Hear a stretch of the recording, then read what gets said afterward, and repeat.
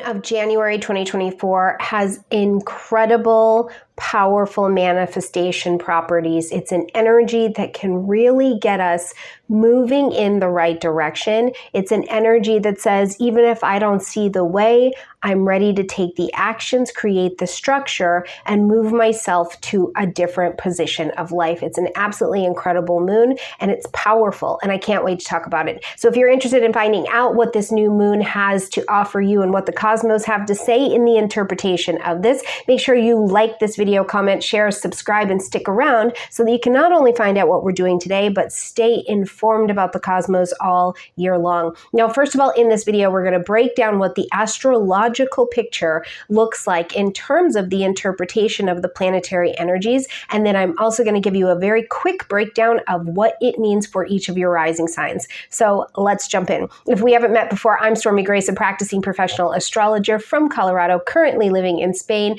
and I make videos walking you through the astrology of what is going on in the cosmos and how you can be empowered to take the best action with the energy that is available.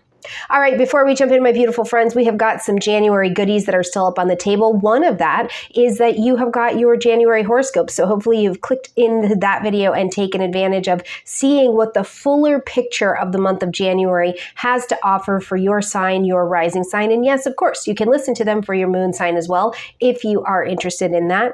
But we've also got the digital transit calendars from our friends at Wise Skies Collective. You can get a little discount if you use my code in the description box down below. I've also got my Astrology 101 and 102 courses on sale in a bundle this month. So if you're getting started and you're trying to get your astrological fluency up, you're trying to learn this language, these are going to be the courses that are really, really good for you. You can take them at your own pace. Check it out. Now, last but not least, if you have been struggling in this pelvic bowl, if you've been feeling like you have not been able to draw abundance to you and keep it, if you feel like you're ready to grow in your relationships, you're ready to take it to the next level, you're ready to call to you what really is your heart's desire, make sure you check out my Venus reset program. Spend 22 days with me clearing out that pelvic bowl, inviting more Venus into your life, this understanding that being beautiful is totally enough, and resetting your energies. All of that is in the description box down below. All right, my beautiful friends. Yes, January 11th is going to bring us a new moon at 20 degrees of Capricorn energy. Now, first of all, the new moon in and of itself is an event. We get these every 28 days, and the new moon is our opportunity to, under the dark of the moon in the sky, plant our seeds of intention to begin something new. We are taking something in a new direction. Now, the interesting vibration is, I want you to close your eyes and feel into what it is like to be in a new moon. It's like you're walking into a room and the lights are not on and you vaguely know the room, but you're having to feel your way around, although you know that you're safe. You know that there is a possibility of finding the light switch. There is a possibility of finding what you can do in this room. And that's very much so a new moon quality. It's a little bit exciting. It can be a little bit, scary. We're a little bit trepidatious or hesitant about it. But what we do know in the energetic feeling, connect to this moon somatically, create ritual for yourself so that you really can take advantage of this moon. Because what we know here is it's an opportunity to begin the next things that are to come, our next actions, our next set of energy that is available to us, okay? Now, the other thing I want you to keep in mind at a new moon is that to be mindful, because what we plant for good or for ill at the new moon is going to take root and it is going to grow at least over the next 4 weeks. And sometimes when we look at the lunar family cycles, we can be working with this even longer. So it's another reason I call you and I invite you to real ritual and real intention to the best of your ability around these new moons, because what you plant for good or for ill, you are going to work on and work through. So let's focus in, be very specific with what you're looking to grow here, okay? In the vibration of Capricorn, we've got this sense of energy of, first of all, I think of, and I talk about this often if you follow me on this channel, but we talk about Capricorn as being this energy of like the timekeeper, and it's Kronos, ruled by Saturn, our timekeeping energy. It's serious, it's reserved. We're going to just put our head down and build and build and build. But there's also this sense of energy when we're dealing with Capricorn that's, first of all, cardinal, which means I'm at the start of building something long-term, long-lasting, and steady that I can stand on, I can build legacy on. I'm willing to commit to taking responsibility to what it is that I will build here. So there is some sense of long-term, beautiful structure when we're dealing with this Capricorn energy. But the other side of Capricorn that I like to explore is that, Capricorn can be seen as the society, our worlds, our own authoring stories have told us that it has to be like this. It has to look like this. You have to have this job. You have to wear this outfit. You have to, you have to, you have to. But if we think about the grandmother from the movie Moana, this is, I think, another really beautiful version of Capricorn that we need to embrace, because she's holding the position of the matriarch, and Capricorn is a feminine energy. So it's a powerfully responsible legacy feminine energy. But the grandmother she's done the work. She's done all of the things that the structure said she needs to do. But she's now in a position where she sees that going forward, what the world calls sometimes of another person lies outside of what the traditional structure tells them they can believe in. But by fulfilling their own gift, their own destiny, and going where the water is calling is who that person really is. And by being that, it adds to the community to help build the legacy. And in this way, I want to fully and powerfully represent what else I think this moon has to offer in that Capricorn vibration, which is this sense of, yes, you are needed to be a part of your systems, a part of your communities, a part of the structures in your life, a part of authoring your own story. But we're also called to evolve, to stand on a different level of faith that speaks to the calling that is coming through us. That's the evolution of it. And this moon very much so speaks to that. With this new moon not only being at 20 degrees of Capricorn, but sitting in a gorgeous Earth trine to Uranus in Taurus, we know that this particular moon, while you're planting your seeds of intention, it's going to be to begin new things in the material reality. But what is called for is for us to evolve into taking action in the material plane that brings about this new thing we're willing to commit to and to take responsibility for. Now, to be a helper to this, we've got this new moon, as you can see here on the chart at 20 degrees, applying or moving towards Pluto at 29 degrees of Capricorn. Now, Pluto being at 29 degrees of Capricorn is a powerful, powerful energy. It is saying the last moments of what was a structure, a belief, authority, whatever the story has been, whatever the structure has been, is dissolving. We're in the last moments of dissolving that. So your evolution is also really, really important and pending that you build a new structure where this other thing is dissolving, okay? So with this particular application to this Pluto, what we see in this new moon energy is like, whoa, I really am called to this next version of myself, and to begin to not talk about it, but be about it, and then demonstrate through physical action what I'm willing to take responsibility and build towards. That's very much so this thought. So we have this energy where, we're loaded with this really potent energy that says, I can manifest something juicy and powerful and take responsibility for building it and watch myself mature and grow as I build that thing as well. So it's a really delicious time to be asking the question of yourself, what is it that is ready to come out of my head? I'm ready to stop just thinking about it, manifesting about it, praying about it, and I'm actually ready to put the faith that this thing can happen and the trust, the action of building this thing into play. Now, something else I want to point out that I think is really profound at this particular new moon is that if you see here, we've got Chiron and that North Node traveling together. And this is a huge signature. This is a huge signature that tells a lot of the story, I think, in 2024, honestly, because Chiron, our wounded healer, and in Aries, it's been this wound of the identity. Who am I? I'm afraid to not be seen. I'm afraid to be seen. I'm afraid I'm not enough. I'm afraid I'm too much. These kinds of concepts, right? Now, Chiron is no longer looking at you. You're not looking at yourself just through the wound. You're not just looking at yourself through the lens of the behaviors from the past and living in the states of guilt and shame around it. Instead, there's been a healing. There's been a reckoning with yourself that has brought about healing from guilt, blame, and shame, and instead has allowed those things that you've done, who you've been, what you've learned, what your titles have been,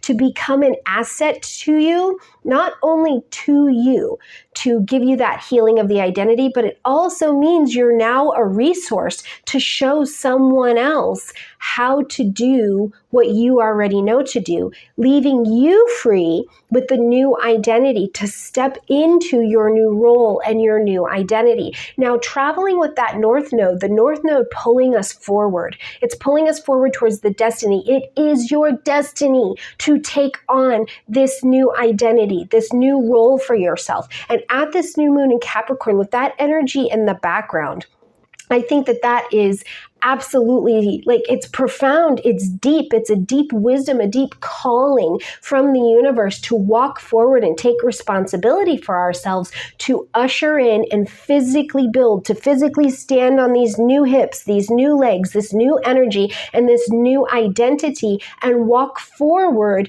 into the world. But here's the challenge, I think, with this, right? Is that sometimes it can feel like imposter syndrome. I'm doing it, I'm willing, I'm ready, okay, I'm gonna build forward, but I don't really know if I've really got this.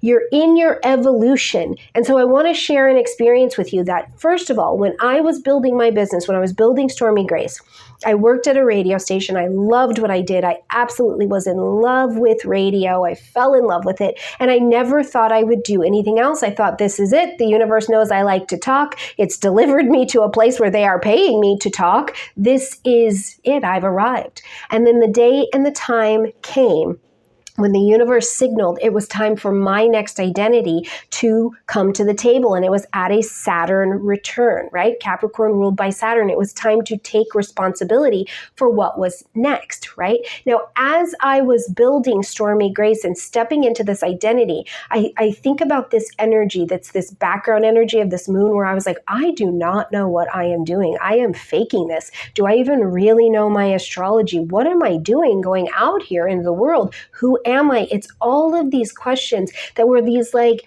not very solid, I'm confident, I'm ready to take on the world energies, right? And at this new moon, there's that same vibration is available that each one of us may be experiencing to some level, which is like, I don't know. Yes, I'm going to do it. I'm going to sell that package. I'm going to become a parent. I'm going to start this thing over here, but I'm not exactly sure that I've really got it. And I really want to offer you this, is that before this expansion happens, before this leveling up, because Saturn Capricorn energy takes you to the next level, before it happens, there's always this brief moment, for some, longer for others, but there's this brief moment of where you're standing at the precipice and you want to know why, you want to know how, please give me answers, right? And it's just this brief moment.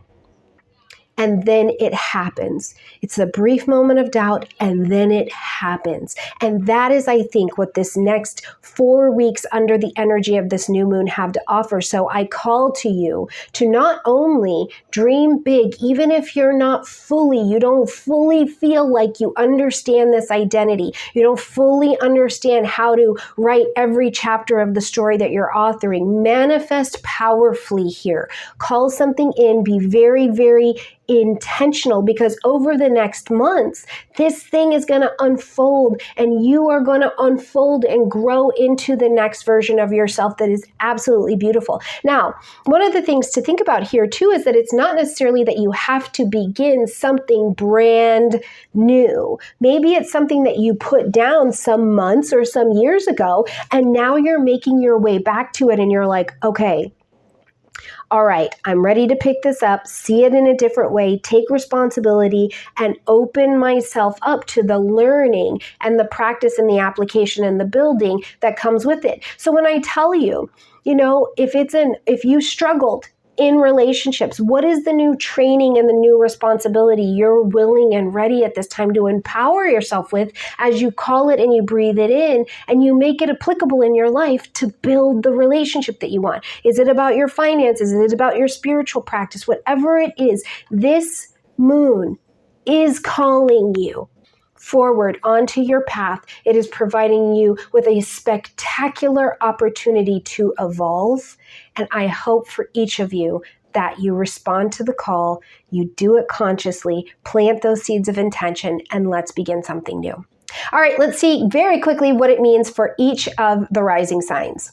All right, starting with Capricorn. Capricorn, this is happening in your first house, the house of your physical body and self-expression. So this could be a new moon where you are focused on planting your seeds of intention of not only getting your body together, getting the aesthetic right. Where did you leave something off and how you're physically taking care of yourself, and you want to bring that out. But this also has to do with bringing yourself out, your self-expression, your self-identity to the world. So make sure you're planting your seeds of intention to consider, how do I want to be seen in the world, and how do I want to take care of myself?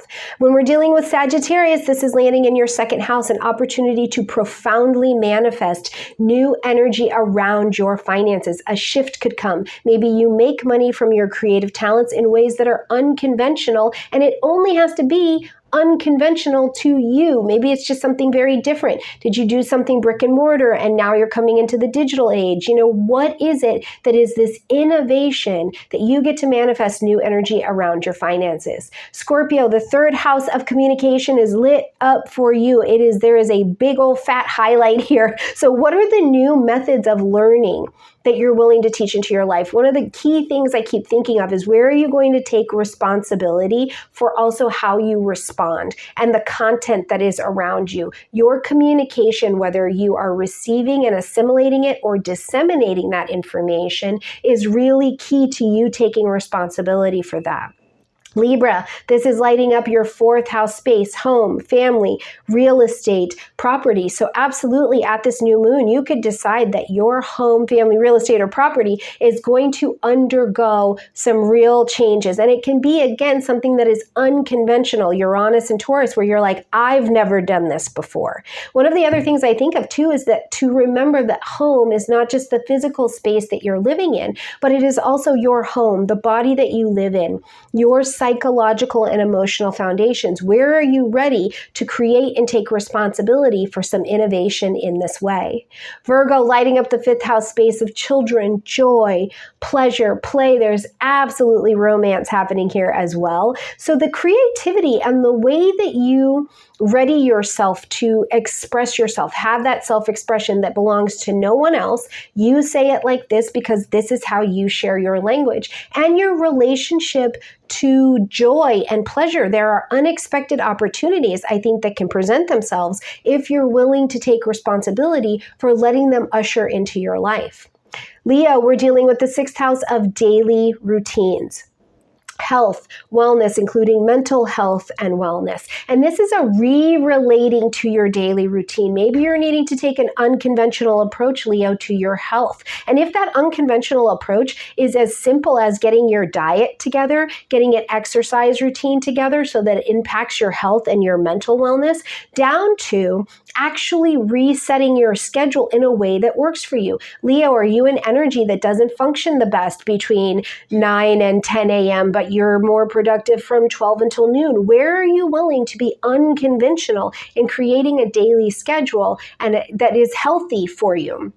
Cancer, this lights up your seventh house of relationships. Expect relationships to take a shift here, but it's taking a shift because you're not seeing yourself through the same lens or the same wound that you were anymore. So you're open to a new dynamic with your partner and in your partnerships.